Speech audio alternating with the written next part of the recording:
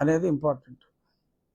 ఎందుకంటే ప్రస్తుతానికి సరే అది ప్రస్తుతానికి అవుతుందా, పర్మనెంట్ అవుతుందా అనేది ప్రస్తుతాన్ని పక్కన పెడదాం.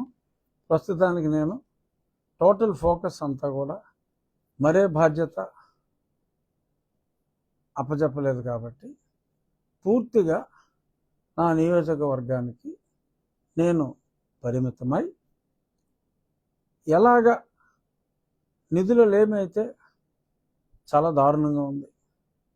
ప్రభుత్వం మారినప్పటికీ కూడా ఓవర్ నైట్ మరి ఎందుకంటే చాలా హామీల బడ్డెన్ ఉంది.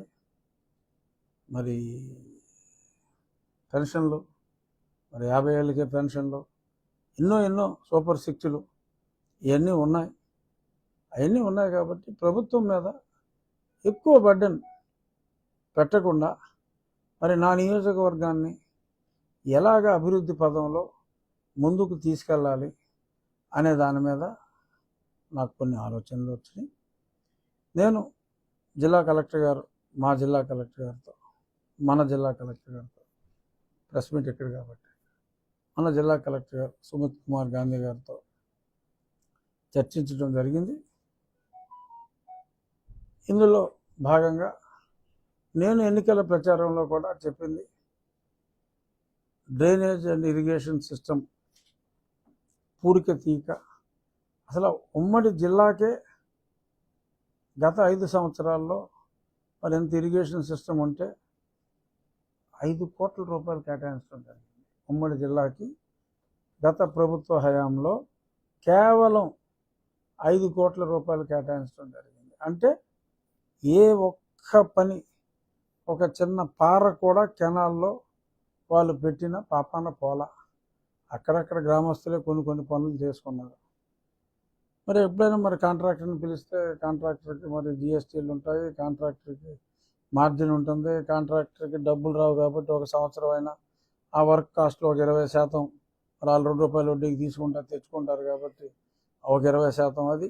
దీనివల్ల ₹1 పనికి 2.5 ప్రభుత్వ ఖజానాకి అయ్యే పరిస్థితి.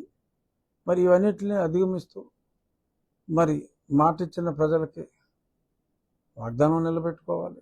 అలాగే వాగ్దానం అనే కాకుండా మరి ప్రజల ముందు తలెత్తుకోవాలి అంటే చెప్పింది ఎలాగైనా సరే చేయాలి అనే దృక్పథంతో మరి కలెక్టర్ గారితో ఒక ఆలోచన చేసి ఉండి ఇరిగేషన్, స్టార్ట్ విత్ ఇరిగేషన్, ఇంకా రోడ్స్కి అన్నిటికి వెళ్తాం. ఉండి ఇరిగేషన్ డెవలప్మెంట్ ఫండ్ అని కలెక్టర్ గారే ఒక సపరేట్ అకౌంట్ ప్రారంభించేలాగా, దానికి నేను నా స్నేహితులు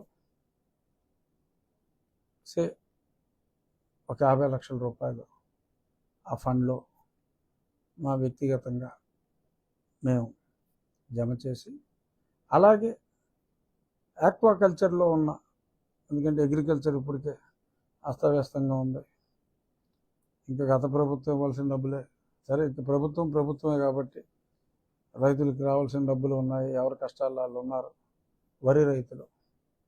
సో ఆక్వాకల్చర్ రైతులందరికీ కూడా ఆ విజ్ఞప్తి, రేపటికల్లా బహుశా ఆ అకౌంట్ డీటెయిల్స్ ఇస్తాను. ఎకరానికి కేవలం ఒక ₹1000, ఎందుకంటే లీజే 80,000 90,000 ఉంది.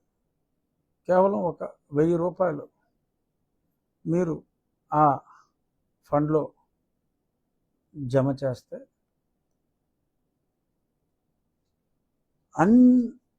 అన్ని కెనాల్స్లో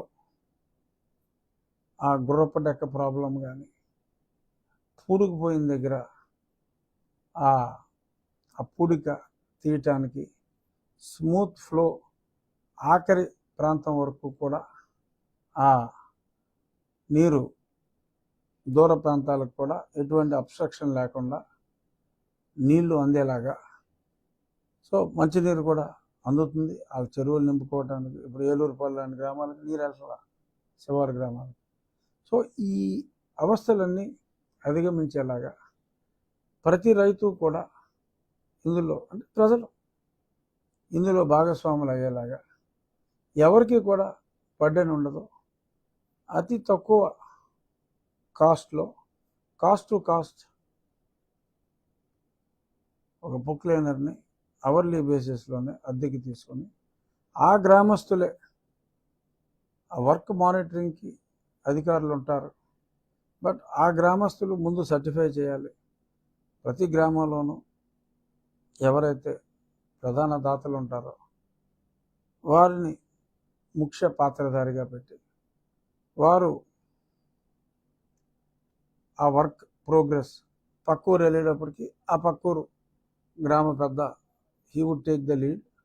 ఆ రకంగా ఈ సీజన్లో ఒక 45 రోజులు, నెక్స్ట్ సీజన్లో వచ్చినప్పుడు ముందే ఆల్మోస్ట్ ఇంకా ఈ 2 సీజన్లు దాటేటప్పటికి మళ్ళీ కనీసం ఒక 2-3 సంవత్సరాల వరకు కూడా ఎటువంటి ఇరిగేషన్ డ్రైనేజ్ కెనాల్స్ జోలికి వెళ్ళకపోయినా ఇబ్బంది లేని విధంగా ప్రజల పార్టిసిపేషన్తో అది చేయాలని, అలాగే గ్రామాల స్వయం అభివృద్ధికి క్యాష్ జనరేషన్కి కూడా ఏం చేయాలి, ఇదే విధంగా గ్రామాల్లోని రోడ్స్కి మన్రేగా నిధుల్ని సక్రమంగా మన్రేగా నిధులు సక్రమ వినియోగం మ్యాక్సిమం వర్క్ ఎలా చేయాలి అనే దాని మీద మరి గతంలోనే చంద్రబాబు నాయుడు గారు ఒక పిహెచ్డి చేసినంత పనిచేశారు. సో వారు గతంలో చెప్పిన మార్గదర్శకాల స్ఫూర్తితో